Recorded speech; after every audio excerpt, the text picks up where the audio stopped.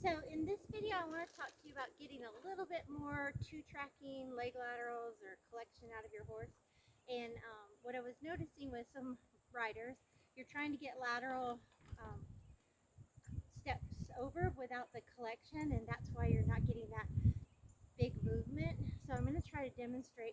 I wear a sidewinder spur on my boot, and my left leg's not very good right now, but if you'll notice, if I want bigger movement, I squeeze my calf, and if that's not enough, I'll point my toe down and really put my toe down and push my heel into my horse to get a bigger spin out of them.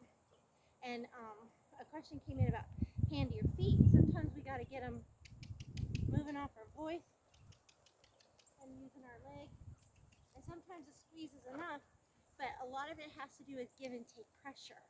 So what I mean by that is sometimes we have to use a little bit of bumping down and then bumping over to get what we want. So I'll try to demonstrate that coming towards you. So when a horse is walking extended, their nose is in front of their eyes. But when I ask a horse to give to the bridle vertically, now their nose is with their eyes, and then if I bump hand and leg together, collection and flexion, you'll notice my hands are bumping.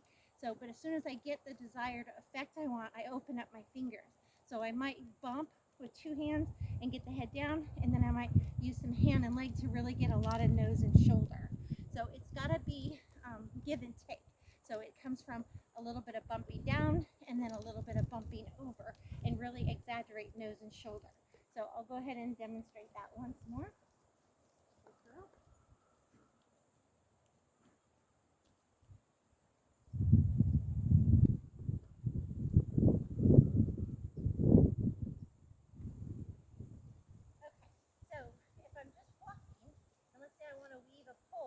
I want to go ahead and make sure I sit back and really get my inside hand and leg on her. Then I'll release it. Maybe if I need collection, I'll do two hands, but then I'll do a lot of inside hand and leg. So I want a really big movement. Again, two hands and push my seat down for collection, and then one hand and leg as my weight's in my opposite stirrup if I want to get more of a lateral bend. So, but it's a difference. Another fun thing to do is if you work a circle. If you want to get a horse bending and moving off your leg better, you can just do a lateral circle like this, and you can even start bigger, like a spiral, and go from large, medium to a small, and then you'll sit, look over your shoulder, add a little direct rein, a little bit of neck rein, adding that outside leg, and get that nice spin going. And I'm doing it to the left because my right leg works better than my left leg.